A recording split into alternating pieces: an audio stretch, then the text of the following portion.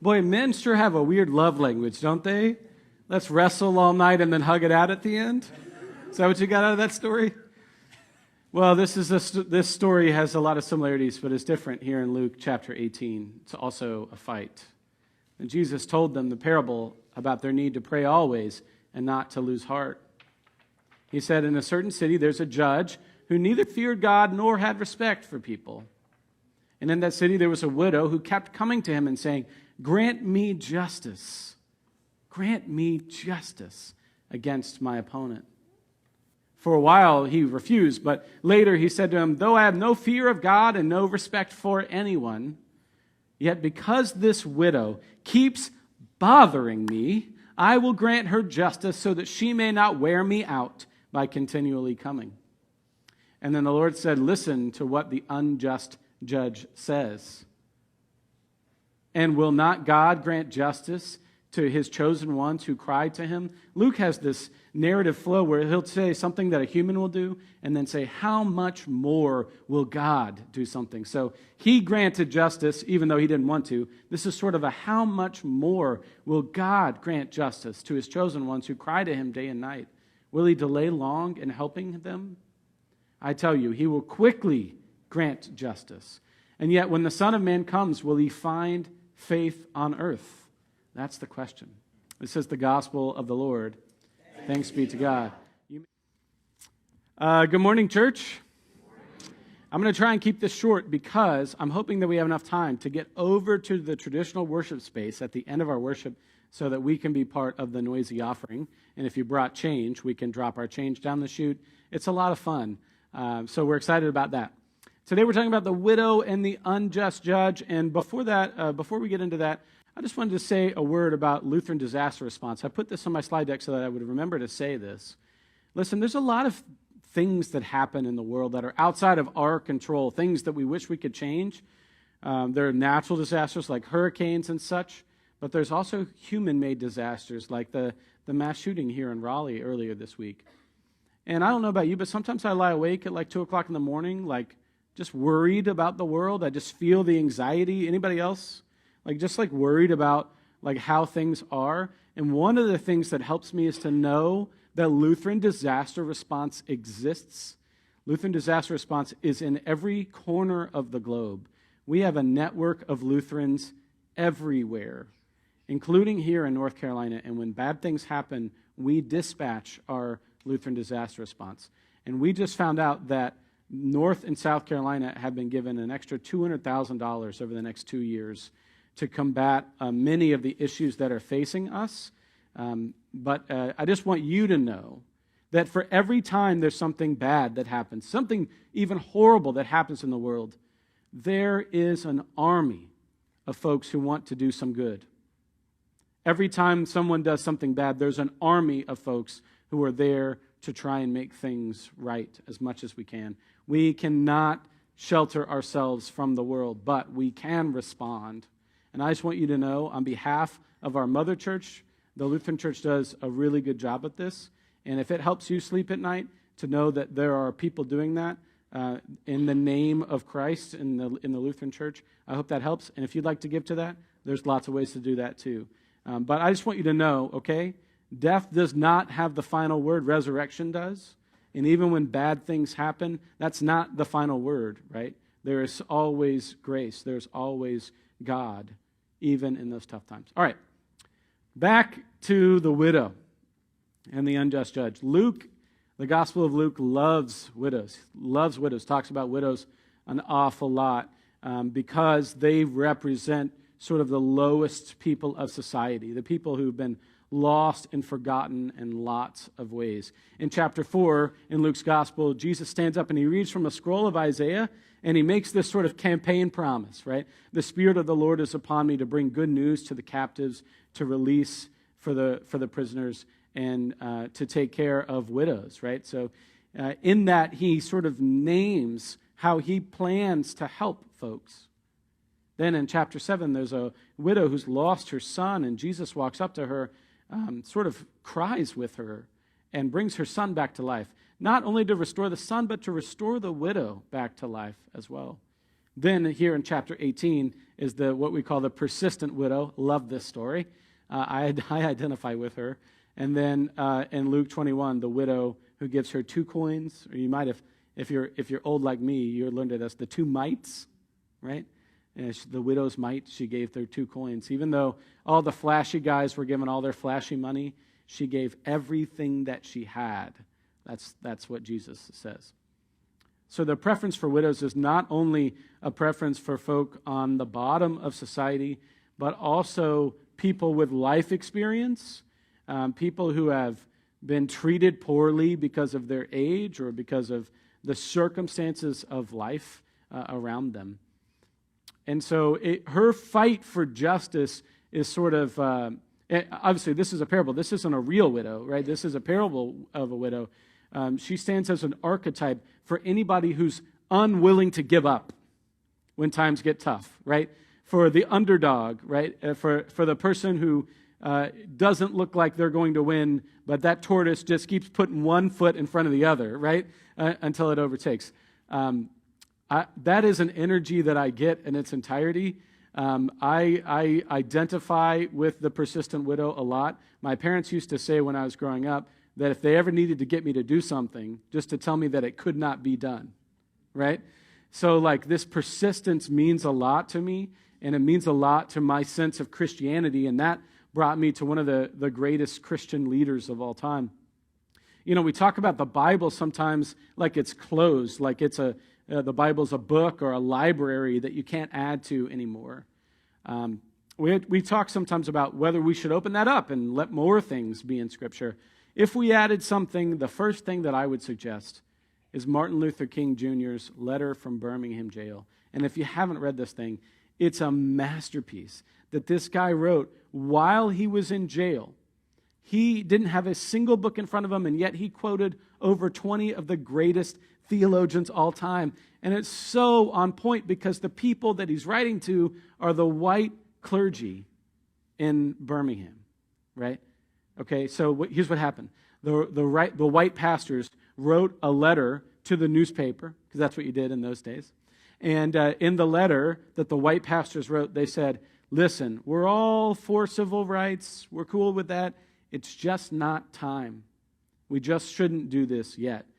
And Dr. King writes from prison, quotes all their favorite theologians, and says all of them say that you must bring justice to happen because of God, not wait for the right moment. That's not what prophets do. You have to step up when it's your turn to step up. And the thing is just a masterstroke. I mean, it is the greatest clapback I have ever seen in the history of anything. This guy is so on point. And here's my favorite part of it, is when he talks about laws. He says, how can you advocate breaking some laws and obeying others? The answer lies in the fact that there are 2 types of laws, just and unjust. I would be the first to advocate obeying just laws. One has not only a legal but a moral responsibility to obey just laws. Conversely, one has a moral responsibility to disobey unjust laws. I would agree with St. Augustine that an unjust law is no law at all. See, what you don't get, maybe you don't know, is that for 1,500 years, a bunch of white European men have been quoting Augustine all day, every day. Martin Luther, the founder of the Lutheran Church, was an Augustinian monk. He lived, breathed, and studied Augustine every single day of his life. All the white Europeans quoted Augustine. Here's what's so great about this. Augustine's black. And Augustine says an unjust law is no law at all. And Dr. King wrote that while sitting in a jail cell for fighting for civil rights to a bunch of white clergy who say it's not time. I'm just telling you, it's one of the greatest things ever written. There are 10 books in the Bible I would easily throw out to make room for this one. This is poetic and it's justice, and it gets me fired up. See, one of the ironies about our court system is that we say justice is blind, like that's a good thing. Like the idea behind justice being blind was that there was no partiality in the way that judgments were handed down, is that the scales are supposed to be even and everyone's treated fairly, and that is absolutely not what happens in our justice system. So the irony, of course, which happens in every political cartoon, is that the reason she's blind is because she doesn't want to see how unfair it is. I don't know what you know about our court systems or a district attorney, but it's often somebody who works for the government who's way underpaid and overextended, who decides which cases should be tried in court and which ones should be thrown out. So stay with me for a minute, okay? This is really important. So there's somebody whose job it is to decide should this person or that person be tried in court and which ones are we going to let go, okay? That happens in low-level offenses all the time, things like DUIs or things like low-level drug use or stuff like that, okay? Who is more likely to have their story, their case thrown out and not be tried, and who is likely to be tried, convicted, and go to jail? Well, it's the people who know the district attorney. It's the people who look like the district attorney. It's the people who work with the district attorney, or their dad plays golf with the district attorney, right? It is not true that our legal system is just. It's just not true. So I identify with this widow, right? This unjust judge is lost his ability to care for people. And I'm not saying the people in our court system are bad. I'm saying they're following unjust laws, right? Because their job isn't to make laws. It's just to put them in place. But the number of low-level drug offenses of white individuals that are thrown out comparatively to the number of low-level drug offenses of brown and black people that are kept and then incarcerated is astounding. And that's just the tip of the iceberg of the unfairness in that system. And so what Jesus has done is made a caricature of this judge, right? He's telling a parable, so it doesn't have to be true, but it still rings true. It's like creepy. This judge says something that no one would ever actually say. This is like a subconscious conversation. Though I have no fear of God and no respect for anyone, yet because this widow keeps bothering me, I will grant her justice so that she may not wear me out by continually coming. That phrase, wear me out, is actually like a boxing phrase. It's like a fighting phrase. Like she keeps badgering me. She keeps hitting me with her purse. Like she keeps coming at me. He's like, I'm going to give her justice so that she will go away. And I love this parable because I identify with that persistence. And I'm here to tell you, persistence works. Persistence works. It works better than just about everything else, actually. I am a big fan of reading these sort of like self-help psychology books. Don and I talk about them all the time. Here are 3 of my favorites that say this exact thing. Okay, there's a whole book called Grit, where they looked at all of these great leaders and inspirational folk and folks who've worked really hard to get really far. And they said, what's the secret sauce? Is it influence or something like that? No. They got up before everybody else. They worked harder. And when they got knocked down, they got back up again, and they kept working at it. They were driven toward their goal, and that's how they got there. This book, you don't even have to read that one. I just told you everything that's in it. This book, you should read every year like I do.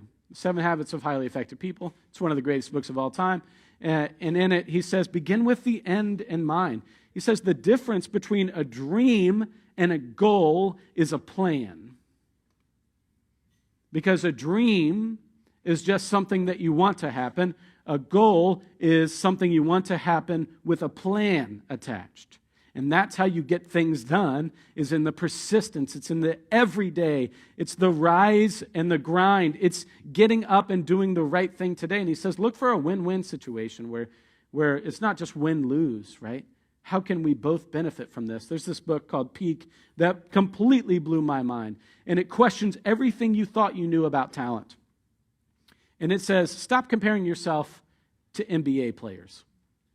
Okay? Um, I was always better than my little brother at basketball. And then one day, we woke up and he was taller than me. I was 16, he was 15. I did not agree to this. No one ran this by me. And all of a sudden, my little brother's better than me at basketball. I was furious. I took to the courts. I took a bunch of extra shots. I tried to get better and better, and he was still better than me. So I just decided I was going to out-hustle him. And so now, even now, when we play, I beat him about half the time, even though he's far more talented than I am, because I've refused to give up. This book, Peak, says, stop comparing yourself against the 0.00001% of folks in the NBA, okay? That's not your competition. Your competition is everybody else. And hard work and perseverance pays off. And the thing that in this that absolutely blew my mind is this study, this woman decided she wanted to teach people perfect pitch. Do you know what perfect pitch is, right? It's like Charlie Puth on The Late Show, right? Like you play a sound, and then he'll tell you exactly what note that is. That's called perfect pitch, all right? It was believed that 1 out of 1 million people had perfect pitch until this woman in Great Britain came along. This is in this book. And she says, I'm going to take 24 elementary kids, and I'm going to teach them all perfect pitch. And everybody said, no way. That could never happen. 2 years later, every single child developed perfect pitch. See, we thought it was only for Beethoven and Mozart, and what we never really discovered is that Beethoven and Mozart's parents were musicians. Talent, by and far and away, is a misconception of people doing hard work. By the way, even those guys in the NBA, they're not the only 6'10" guys around. They're the ones who work the hardest, right? Watch an interview with them. They'll just say, well, how did you get to be here? Well, I get up at 4:30 every day. Well, I work harder than everybody else, right? I'm the gym rat. I'm the guy studying film, right? Whoever it is. The folks at the top are the folks working hard. And I just want you to know that persistence pays off, right? And no matter what you do. And so I think that should apply to our Christianity as well. Like, we shouldn't just be the people who give up easily, right? We should be the widow who beats him with her purse enough that we finally get justice. Because the truth is, there's enough unjust people out there that we can work all day and all night and never get bored of fighting for justice. I promise you there is plenty of work out there if you want to do some justice work. Well, as you can tell, this fires me up because, like I said, persistence is something that I've been known for in my life. And I'll tell you a quick story about that. I went to seminary, and then a recession happened in 2008. You might have remembered it. It was called the Great Recession. It wasn't great for churches and church life. And in fact, I was living in California, but wanted to come back to North Carolina desperately. And so I was calling the Synod office here in North Carolina saying, hey, you don't know me, but I want to come back to North Carolina. I'm from North Carolina. My paperwork says Arizona, but don't believe it. I'm from North Carolina. I want to come back. And they were like, well, here's the thing. There's a recession. And in 2011, they took 0 pastors. And they said, in your year, in 2012, we'll probably take 2, but we've got 11 candidates from North Carolina who all want to come back, and they're going to get precedence over you. So if you want me to do something, just tell me it can't be done, right? So Ash and I talked about it, and I was like, this is a crazy idea, but here's what I'm thinking. I'm thinking I'm going to fly to North Carolina and try and get the bishop to have lunch with me. This is a good plan, right? And Ashley's like, that's not something that people do. Like, you're supposed to, wait for the Holy Spirit to do something. And I'm like, the Holy Spirit's telling me to buy a plane ticket and go have lunch with the bishop. I don't know what to tell you. And she said, if you're going to fly all the way out to North Carolina, you might as well go and meet with the Bishop of Virginia as well. It's not North Carolina, but it's close, right? So I'm like, that's a great idea. So I called Leonard Bullock, the Bishop of North Carolina, and I said, hey, you don't know me. I'm not from Arizona. I'm from North Carolina. And he goes, I know your mom. I'm like, oh, thank God. And then he says, I'm going to be in town in July, which wasn't really true. Do you want to have lunch? And he's like, sure, we pick a day, we have lunch. Then I got online and bought a plane ticket to come have lunch with the bishop. Then I called the Bishop of Virginia and said, I want to have lunch with you. Didn't answer my call. Called twice, 3 times, 4 times, 5 times, 6 times. Nobody answered my call. But his secretary starts to get to know me, right? Because I'm this guy who calls every day. And she's like, look, honey, he ain't never going to call you back. But here's what I'll do. I'm going to put you on his calendar, and you just show up, and we'll see what happens. I'm like, I'm here for that. That's my whole life. Let's do that. So I go, I have lunch with the Bishop of North Carolina. I drive to Virginia, I stay in a hotel. I get up the next morning. I go, and I meet the bishop. This guy comes out. He comes, and he shakes my hand. Justin, who's that guy? My uncle. I got to meet Bishop Jim Monty again at Justin's wedding 2 years ago. And I told him this story, and he goes, I remember you. He walks out of his office that day. He puts his hand in mine. He goes, you're one persistent fella, aren't you? I said, yes, sir, and I've been called much worse. Later on that month, I got a call. I remember I was in the doctor's office with one of my sons for his checkup, and it was Leonard Bullock, Bishop Bullock, on the phone. He said, you're coming back to North Carolina? And I was like, oh, my God, thank God. He goes, but you should know I had to fight off that bishop from Virginia. I don't know what you said to him. Look, persistence is the Christian way. It's not easy. If it were easy, it would already be done. But all of the great leaders and teachers and preachers, the Mother Teresas, the Dr. Kings, the Desmond Tutus, the Nelson Mandelas, they don't give up when it's hard. They get persistent. And my prayer for you is that you know that Christians are not wimps. And someday, I hope somebody says about you, you know, I don't care about God, and I don't care about justice, but I'm going to give you justice so that you will stop bothering me. It'll be on that day that we know what it means to be a Christian. Amen.